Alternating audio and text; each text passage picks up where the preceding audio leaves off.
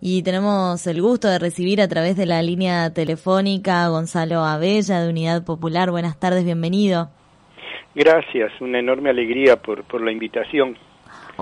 Un placer recibirlo y bueno, y antes que nada y hablar de otros temas que tienen que ver con hechos de esta semana, preguntarle, bueno, cómo está después de todas estas campañas electorales que fueron largas, ¿no? Y que terminamos hace poquito nada más. Sí, y que a la Unidad Popular no le fue nada bien. Pero nosotros, nacimos no con un afán electoralista de tener cargos. Para nosotros los cargos son importantes como trincheras de difusión. Pero fundamentalmente el objetivo de la Unidad Popular es instalar en la conciencia de nuestro pueblo de que hay otro camino posible, de no ponernos de rodillas ante las transnacionales, de no resignarnos a perder nuestro maravilloso ecosistema, que puede haber una forma de vivir bien, de conseguir trabajo, de ser cultos, sin necesidad de la venta, como diría Artigas, de nuestro patrimonio, ¿no? Y nosotros creemos que ese camino sigue vigente. Hemos examinado mucho los malos resultados electorales, cuáles fueron las barreras que impidieron que nuestro mensaje llegara a la ciudadanía.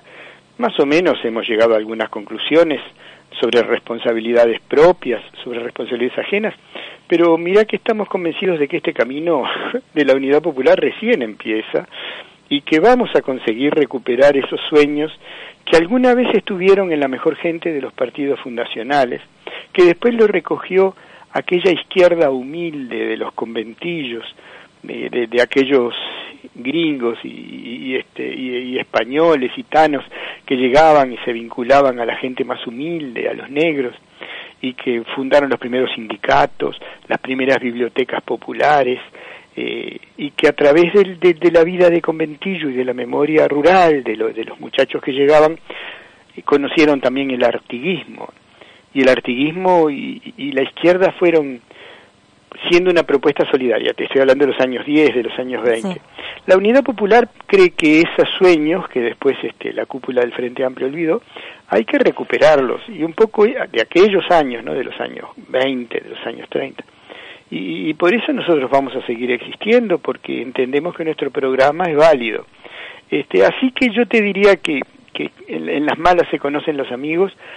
Los jóvenes que se acercaron a la Unidad Popular, quizás te estoy hablando en todo el país de menos de 100, ¿no? De jóvenes militantes, pero son un tesoro porque saben lo difícil que es la tarea y están ahí como un relevo que a los viejos nos deja muy tranquilos. Bien. ¿Cómo está viendo esta actuación parlamentaria? Bueno, el problema es que nosotros decimos que la cúpula del Frente Amplio no es de izquierda, y que ha olvidado sus sueños, sus propuestas de transformar todo, de hacer temblar las raíces de los árboles, como decía el doctor Vázquez. Y por otro lado tenemos un gobierno de gente, alguna con una gran simpatía personal, pero que ajusta el problema de la pandemia sin tocar los privilegios de los bancos, sin tocar los privilegios de las transnacionales, y entonces ajusta para abajo. Y entonces va a haber, no solo en el turismo, que va a ser terrible, sino en una serie de temas de lo poco que nos quedaba de industria y una situación muy dura para nuestro pueblo. En Montevideo se percibe la cantidad de gente en situación de calle ha crecido, y sobre todo la desesperanza de los jóvenes es el mejor barómetro de lo que está pasando.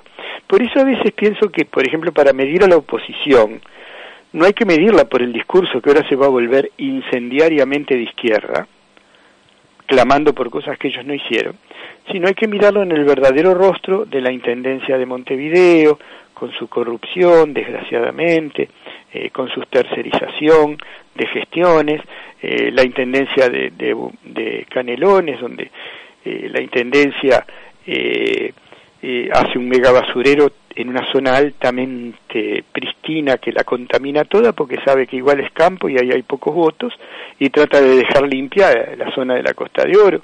Entonces, esa verdadera imagen de la oposición hace del debate parlamentario que tenga ciertos elementos de farsa, porque todos, de alguna manera, los actuales representantes han sido cómplices de un modelo que se ha ido deteriorando por décadas y décadas. Pero bueno, hay que, si uno está convencido de eso y que el mundo necesita cambios y transformaciones fraternas y solidarias hacia la solidaridad social, hacia la sustentabilidad ambiental, bueno, hay que seguir peleando porque uno ante todo es un abuelo preocupado. Bien. Ya, y antes de pasar a otros temas que tienen que ver también con lo que usted estaba diciendo, se habla en estos días, sobre todo en la jornada de ayer, de hoy, bastante de lo que tiene que ver como de un posible recorte, o por lo menos es los rumores que hay acerca del boleto estudiantil. Usted está muy metido en la educación como maestro. Bueno, ¿qué pensamiento tiene a propósito de esto? Y recordar también todo lo que fueron las diferentes luchas históricas, ¿no?, por el boleto estudiantil gratuito. Sí, hay cosas que a veces uno tiene que ver la tendencia que hay detrás. Por ejemplo, a nivel de la Universidad de la República, por ejemplo, para no cargar todas las culpas solo a este gobierno que tiene una enorme responsabilidad, la Universidad de la República en los últimos 10 años se descentralizó. Eso es una cosa muy buena. Pero yo estuve en 33 hace poco y le pregunté al rector de la organización regional de la Universidad de la República, ¿y qué carreras se pueden hacer acá en 33? Ah, minería. ¿Solo minería? Sí, es la única carrera que estamos dando completa en 33. Yo, pero escuche una cosa, estamos en un debate tremendo sobre la preservación de la quebrada de los Cuervos, sobre las áreas de mitigación de impactos. ¿Qué le parece a usted, amigo rector, que va a ser la gente egresada de la universidad que quiere trabajo? Bueno, eso lo deciden ellos. Nosotros estamos minoría porque es el curso que según la política universitaria tenemos que dar acá. Entonces, a mí me preocupan muchas cosas de la educación. En ese marco, el gobierno actual está marcando una gran insensibilidad hacia temas vinculados con lo estudiantil. A veces el discurso de las autoridades de educación es fascinante, lo nuevo que se viene, optimizar los recursos, preparar a los jóvenes, pero en los hechos se está generando una desesperanza muy grande, en el marco de la cual la falta del estímulo del boleto estudiantil, no solo para ir a clase, y para ir a la casa de un compañerito a estudiar, o para una persona que nos puede explicar lo que no hemos comprendido, para vivir la limitación, la restricción del boleto estudiantil, es restringir y mutilar una parte muy interesante de lo que puede ser la vida estudiantil, porque es muy difícil para muchos muchachos, ya hoy. Yo recuerdo una muchacha en las villas de Las Piedras, allá en Canelones, donde comienza Ruta 5, que me preguntaba, porque una muchacha para mí tendría 40 años, me decía, me preguntaba sobre el programa de la Unidad Popular, era una reunión de vecinos, y me decía, después de la reunión, dice, ¿y qué puede aspirar? ¿Qué le puede pedir a la Unidad Popular una mujer negra como yo que hace limpiezas? Bueno, que el hijo vuelva a estudiar porque tiene miedo de volver de noche, porque acá la cosa es muy violenta y tiene miedo a estudiar porque tiene que volver de noche, porque es carísimo el boleto. Y la otra cosa que pediría es que mi hija mayor, que es policía, vuelva viva todos los días. Esas son las cosas que yo quisiera pedir a un cambio. Y realmente en eso terriblemente dramático que resumía una madre joven sobre sus hijos, una muchacha ya grande y un hijo adolescente, resume algunos problemas que tiene nuestra sociedad, de la cual la injusticia en la capacidad de estudiar, en la posibilidad de estudiar, es muy grande. Y esa injusticia yo pienso que se está acentuando. Bien. En otros temas, ¿Uruguay va camino a un bipartidismo entre la izquierda y la derecha? Nosotros a la cúpula del Frente no le llamamos izquierda, porque, por ejemplo, la izquierda en Uruguay retomó siempre una bandera artiguista, que era más tierra para la gente que quiera trabajarla. Y nosotros en los años de las administraciones anteriores vimos cómo cerraban los tambos, cómo se endeudaban los pequeños productores, la desesperación de mucha gente que quiere trabajar la tierra y tiene que irse, y la expansión del monocultivo forestal, que de las 30.000, 40.000 hectáreas que había de latifundios, de cada uno de los latifundios, antes de que llegara el frente al gobierno, ahora hay de 250.000, 300.000 hectáreas de los latifundios forestales en manos extranjeras. Por otro lado, la administración anterior votó la ley de riego. Hay el sometimiento vergonzoso a UPM que el propio gobierno actual reconoce que es una barbaridad, las cosas que se firmaron y cómo se pusieron de rodillas. Nosotros nos resistimos a llamar izquierda a la dirección actual del Frente Amplio, pero sí creemos que va a haber un bipartidismo complicado de romper. Nosotros vamos a querer romperlo, pero complicado de romper, entre una derecha que es transparente, que plantea fórmulas neoliberales, que está en el gobierno, y una organización muy poderosa como es el Frente Amplio, una coalición de gente que se reparten cargos y que se disfraza como la izquierda.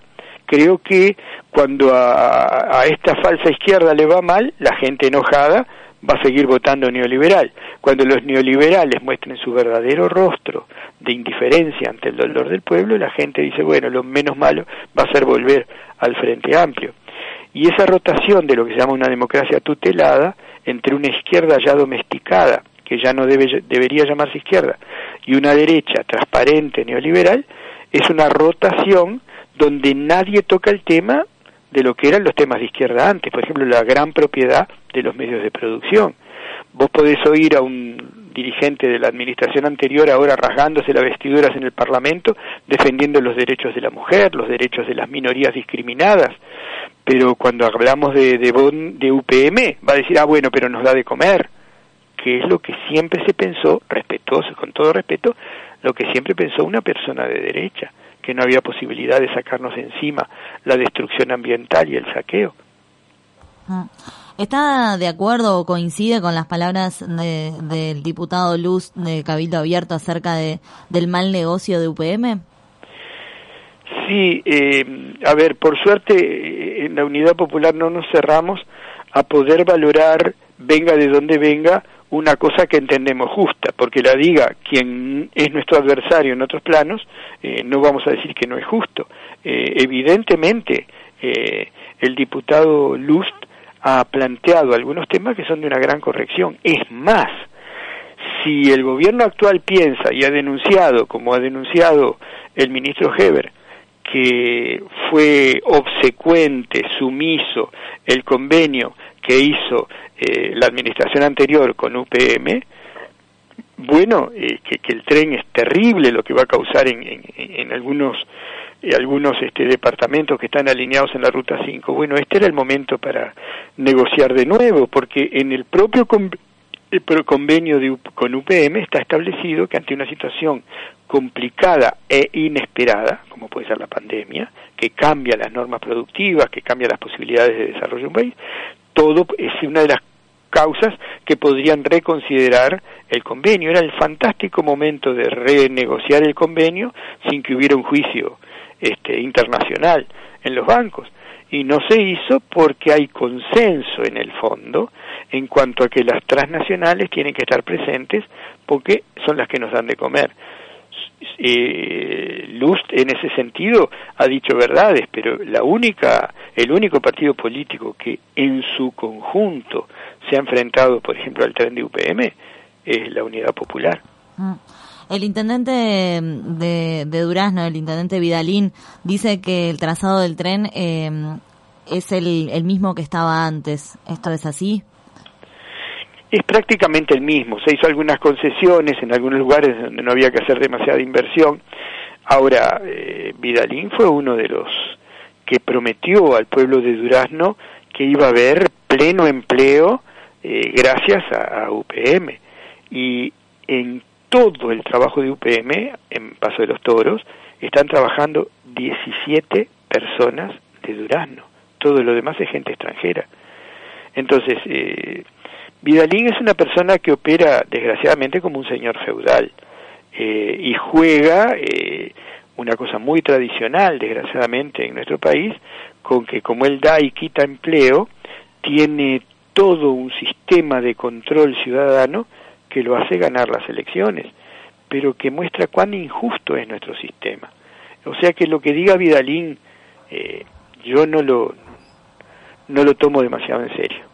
Y le sumo unas palabras más también de Vidalín, que de hecho de alguna manera decía que la culpa fue de los gobiernos anteriores que permitieron a la gente construir cerca de las vías del tren, y bueno, y por eso ahora es que se están quejando de alguna manera, ¿no? Entre comillas. Claro, él tiene una preciosa casa en Santa Bernardina, en un lugar paradisíaco, así que es posible que no entienda la necesidad que tiene mucha gente, muchas familias luchadoras, que quieren para sus hijos por lo menos un techo de chapa, y entonces ocupan los terrenos, ya que el gobierno les niega la posibilidad de una vivienda digna,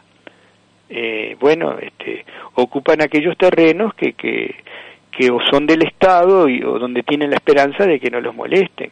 No es culpa de la gente vivir al lado de la vía.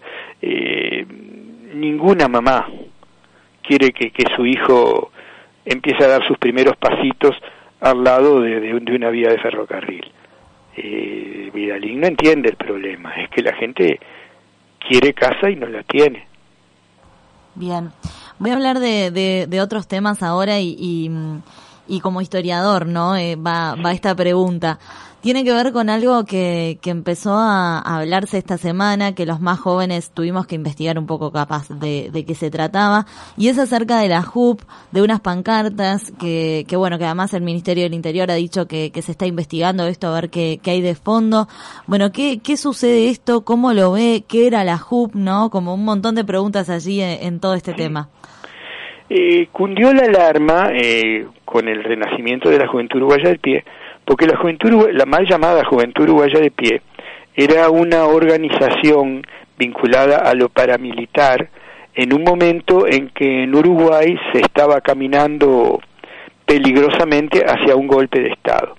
Porque cuando los jóvenes estudian el golpe de Estado de 1973, parece que fue una cosa que aparece de la nada prácticamente, pero el golpe de Estado de 1973 empezó con fuerzas, con violentos ejercicios policiales contra un movimiento social y ciudadano que reclamaba mejoras. ¿Por qué? Porque Uruguay había vivido muy bien en 1950. Es decir, cuando en Europa había guerra hasta el 45, nosotros decimos los campeones del 50, Maracaná, pero los jugadores que vinieron a jugar por Europa al Mundial del 30 en Montevideo, y los que volvieron a venir a jugar en el 50, eran muchachos que habían pasado por el hambre y la guerra. En 1945 había terminado la Segunda Guerra Mundial. Mientras acá se churrasqueaba muy bien y se vendía carne muy bien, en Europa se pasaba hambre. Entonces, fantástico porque le ganamos a los brasileros en 1950, pero también hay que recordar que nosotros estábamos en muy buen estado físico al lado de la gente que venía de una Europa en guerra. Vivimos muy bien esos años, hasta que Estados Unidos decidió que teníamos no podíamos ser estados demasiado soberanos, e inventó el tema de la deuda externa, que nos apretó el cogote, porque ¿qué pasa? A través del Fondo Monetario Internacional se hacían préstamos, los gobiernos venales, superficiales, usaban los préstamos para cosas suntuarias, no para desarrollo, y después había que pagar eso. Entonces, como no se podía pagar, venían lo que llamaban los interventores del Fondo Monetario y decían, muy bien, ajuste acá, menos para la salud, menos para la educación.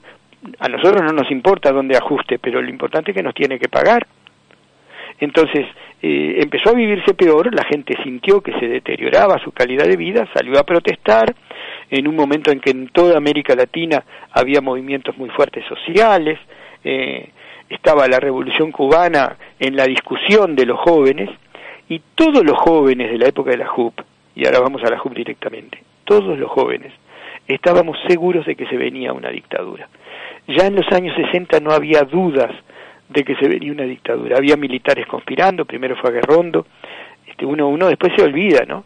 Y en ese marco, la extrema derecha, que estaba conspirando, pero que tenía además gente adentro del gobierno, sobre todo bajo Pacheco, creó 2 o 3 organizaciones. Una de ellas el siniestro Escuadrón de la Muerte, pero la más relevante fue la Juventud Uruguaya de Pie. Era una fachada para entrar a los liceos, golpear y amenazar a los estudiantes que tenían ideas de cambio, que tenían ideas de izquierda, y generar terror en el movimiento estudiantil, que era el más fuerte aliado de los movimientos sociales.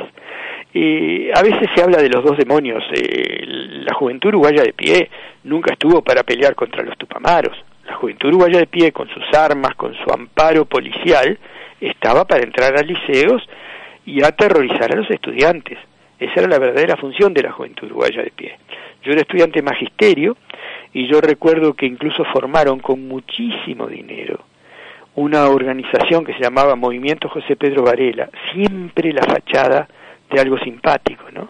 Para disputar a los estudiantes que llevaban adelante el movimiento gremial, disputar la dirección del gremio en magisterio, y con muchísima plata, con volantes lujosísimos para la época, captaron a muchos muchachos y a muchas muchachas del interior que no habían vivido el proceso de lucha, que no habían recibido palos de la policía todavía, y que entendían que una Juventud Uruguaya de Pie era una cosa patriótica. Poco a poco se fueron desengañando, pero eran verdaderos delincuentes y asesinos. Llegaron a agarrar a muchachas del liceo y grabarle en los muslos la esvástica nazi, la cruz nazi. Llegaron incluso a balear a gente, porque además como fascistas dementes, ¿no? Decían que, por ejemplo, Wilson Ferreira Dunate era un comunista enmascarado. Entonces, un odio y una violencia que se desató sobre todo contra el movimiento estudiantil. Eso era la Juventud Uruguaya de Pie. En el año 73 se dio finalmente el golpe de Estado definitivo, y el general Esteban Cristi agradeció públicamente a la Juventud Uruguaya de Pie los favores recibidos en momentos en que se disolvía, porque su objetivo fundamental ya estaba cumplido, había dictadura. ¿Estas pancartas preocupan o hay cierto paralelismo con el relato que usted nos hacía? A ver, si hubiera sido un grafiti en un muro, ahí podés ver cualquier cosa, ¿no? Desde mensajes muy bonitos hasta cosas muy grotescas y hasta obscenas. Pero cuando se pintan carteles y se levantan esos carteles y esos pasacalles, no en cualquier lugar, sino en lugares que tienen que ver con la memoria histórica, con la lucha estudiantil, con la lucha de la cultura, entonces me parece a mí que sobre todo son un globo de ensayo. Porque ¿qué pasa? En este momento, en el Parlamento, la extrema derecha tiene sus propias voces en el Parlamento. Pero en el movimiento social, en el movimiento estudiantil, en los movimientos gremiales, generalmente se ha creado una fuerte oposición a la ley de urgente consideración. Y una cosa es debatir en el Parlamento, y otra cosa es tener fuerzas en el movimiento social. Yo creo que es un llamado a aglutinar fuerzas conservadoras por la defensa de políticas muy reaccionarias que está ejerciendo este gobierno. Eso no significa que el gobierno esté detrás de esto. Esto significa que hay fuerzas interesadas en imponer las políticas de este gobierno, que quizá no estén en todo el gobierno, quizá puedan estar vinculados a algún partido todavía más conservador que el Partido Nacional, que tiene representación parlamentaria también. Eso no lo sabemos. Por ahora, para los jóvenes es una novedad, para los viejos es recordar cosas muy terribles y en el marco de una política abiertamente antipopular, que ya te digo, dice que hay crisis, que tenemos que apretarnos todos el cinturón, pero por ejemplo las redes privadas de cobranza siguen llevándose todo sin pagar un peso de impuestos. No sabemos cuánto gana esas redes en las cuales morimos hasta para pagar impuestos municipales o para pagar multas o para pagar un montón de cosas que deberían cobrarlas el Estado, y que le da de ganar a estas redes privadas de cobranza, que podrían apoyar un poquito, ¿no?, con un pequeño impuesto a sus ganancias. Se había calculado que un impuesto hace 2 años atrás, que un impuesto que el Frente nunca quiso poner a la actividad bancaria privada y a sus superganancias del 1%, resolvía el déficit del presupuesto nacional. El 1% sobre las ganancias netas de la banca privada, y no se toca. Entonces, en ese marco es que a nosotros nos preocupa que las políticas muy conservadoras de este gobierno, que ojalá no, pero van a traer alguna violencia social por la desesperación de la gente que está perdiendo el empleo, tenga un apoyo violento en grupos de extrema derecha que añoran las políticas terroristas de la JUP. Y con respecto a la JUP, ¿hay gente nueva? ¿Hay personas de aquella época? De aquella época quedamos muchos, cada cual con su memoria. Gente que lo sufrió en carne propia, como nosotros. Vimos pasar las balas muy cerquita de la JUP, porque en realidad lo que era el objetivo de la JUP, más que matar, era sembrar terror en el movimiento estudiantil. De las muertes se encargaba el Escuadrón de la Muerte, otra organización del mismo palo, pero la JUP lo que había hacía era sembrar terror y golpear mucho, golpear ferozmente con palos, con lo que se llamaba piñas americanas, rompernos los huesos a los estudiantes. Y nosotros creemos que sí, claro, que tiene que haber gente que después la dictadura los amparó en el anonimato y que siguen vivos, pero también pensamos que puede haber un reclutamiento de jóvenes de extrema derecha para esa organización. Pero ojo, son suposiciones. Los carteles aparecieron, no en cualquier lugar, aparecieron donde la JUP tradicional los hubiera puesto, y desaparecieron con la misma capacidad clandestina con que se pusieron. Y parece que las cámaras de seguridad todavía no han detectado quién lo hizo. Y ese reclutamiento o bueno, ese movimiento o ese llamado a la sociedad o a quienes simpatizan con esas ideas a conformar este grupo, ¿de alguna manera no se vio o no fue visible en las elecciones de octubre? Claro, hay un desplazamiento a la derecha, pero mirá que es un problema mundial, Los partidos de extrema derecha y los partidos nazis en Europa también están avanzando. ¿Por qué? Hay una crisis muy grande. El saqueo que ha hecho el imperialismo en África, el que sigue haciendo, ¿no? Porque para que nosotros tengamos un celular más o menos barato, tiene que haber gente escupiendo sangre en las minas de coltán, y tienen que estar desgraciadamente los cascos azules de Naciones Unidas, que hoy están para reprimir a esos pueblos para que no se levanten por sus riquezas. Entonces, en un mecanismo muy siniestro de poder mundial, ¿qué pasa? Llegan los inmigrantes desesperados a Europa, la gente se aterra.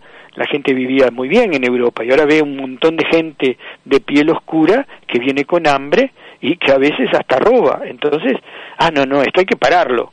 Y entonces votan la extrema derecha para que no vengan más inmigrantes. Y de la misma manera, cuando en Uruguay, o en Argentina, o en Brasil, con Bolsonaro, la gente ve que estamos viviendo más, con más preocupaciones que antes, con más angustia, con más miedo por el futuro, la primera lógica de la gente es, alguien tiene que poner freno a esto.